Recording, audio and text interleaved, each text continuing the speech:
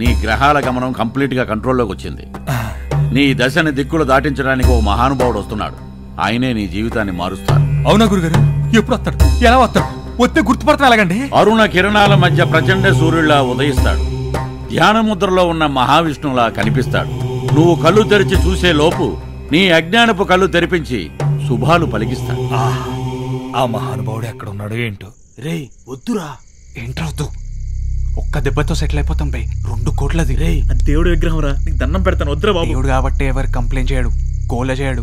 ఎవరేం అడిగినా ఇవ్వాలి కదా, అందుకే దేవుడు అయ్యాడు. నాకు వద్దనిపిస్తుంది. సరే మీరు ఇక్కడే ఉండండి, నేను వెళ్ళేసి వస్తాను. మేము ఇక్కడ ఉంటాం, మీరు రాలని వెళ్ళు. ఏంద్రా ఇడా నుండు.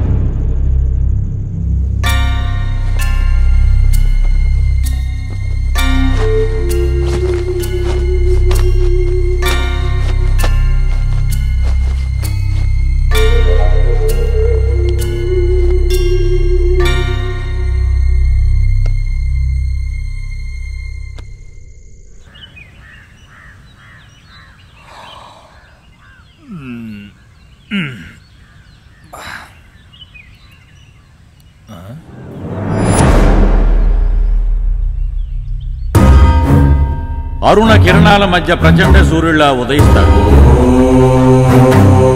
ధ్యానముద్రలో ఉన్న మహావిష్ణువులా కనిపిస్తాడు. అన్నా గుడ్ న్యూస్ అన్నా, శంషాబాద్ సైడ్ ముసలోడు రాత్రి పోయాడు. ఆ 10 ఎకరాల మందే. నువ్వు కళ్ళు తెరిచి చూసే లోపు నీ అజ్ఞానపు కళ్ళు తెరిపించి శుభాలు పలికిస్తాడు.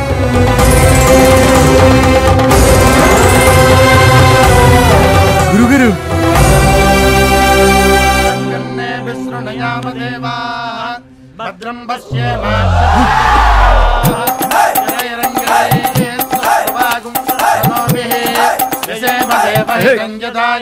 నేనెక్కడున్నాను? నేనెక్కడున్నానని అందరూ ప్రశ్నించుకోవాలి. నువ్వెక్కడున్నావు? నీ అస్తిత్వం ఏంటి? వేదాల సారాంశం అంతా ఈ ఒక్క మాటలో చెప్పారు స్వామీజీ. జై కృష్ణానంద స్వామికి జై! జై కృష్ణానంద స్వామికి నేను ఎవరనుకుంటున్నారు? నేను ఎవరు? సంస్కృతంలో కోఅహం, అద్వైతానికి కూడా అందని ప్రశ్న ఒక్క భగవద్గీతలోనే దీనికి సమాధానం ఉంది. అదే స్వామి గారు చెప్పారు. జై కృష్ణానంద స్వామికి జై! జై కృష్ణానంద స్వామికి జై! వచ్చావా? నా కోసం వచ్చావా స్వామి? ఏంటి స్వామి, డబ్బు లేని భక్తులంటే ఎందుకు మీకు ఇంత చిన్నచూపు? 20 ఏళ్లగా ఎదురు చూస్తున్న నాకు షుగరు బీపీ వచ్చాయి గాని నీ దర్శనం కాలేదు. ఇన్నాళ్ళకి నేను పనిచేసే దగ్గర దర్శనం ఇచ్చారా స్వామి? స్వామి, నా జన్మ ధన్యమైపోయింది. ఈ జన్మకి ఇది చాలు.